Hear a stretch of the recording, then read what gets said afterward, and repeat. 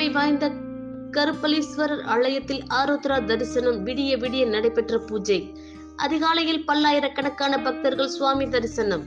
வேலூர் மாவட்டம் குடியாத்தம் அடுத்த நெல்லூர்பேட்டை பகுதியில் பழமை வாய்ந்த ஸ்ரீ கருப்பலீஸ்வரர் ஆலயம் உள்ளது. இங்கு இன்று ஆருத்ரா தரிசனம் விழா நடைபெற்றது. விடிய விடிய நடைபெற்ற சிறப்பு பூஜைகள் நடைபெற்றது. இதில் ஏராளமான பக்தர்கள் கலந்து கொண்டனர். மேலும் அதிகாலை 4 மணிக்கு உற்சவ மூர்த்திகளான நடராஜர், சிவகாமி அம்பாளுக்கு சிறப்பு அபிஷேகம் நடைபெற்றது. மேலும் உற்சவர் நடராஜர், சிவகாமி அம்பாளுக்கு சிறப்பு அலங்காரம் செய்யப்பட்டு திருவெண்பா பாடலை பக்தர்கள் பாடினர். மேலும் அலங்கரிக்கப்பட்ட உற்சவர் கோவிலை சுற்றி கோபுரத்திற்கு வெளியே வந்து பக்தர்களுக்கு காட்சியளித்தார். அப்பொழுது அரோகர கோஷத்துடன் பக்தர்கள் வழிபட்டனர்.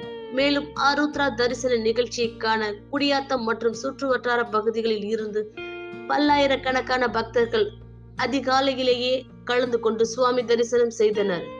மேலும் பக்தர்கள் அனைவருக்கும் திருவாதிரை களி பிரசாதமாக வழங்கப்பட்டது. மேலும் ஏராளமான போலீசார் பாதுகாப்பு பணியில் ஈடுபடுத்தப்பட்டனர்.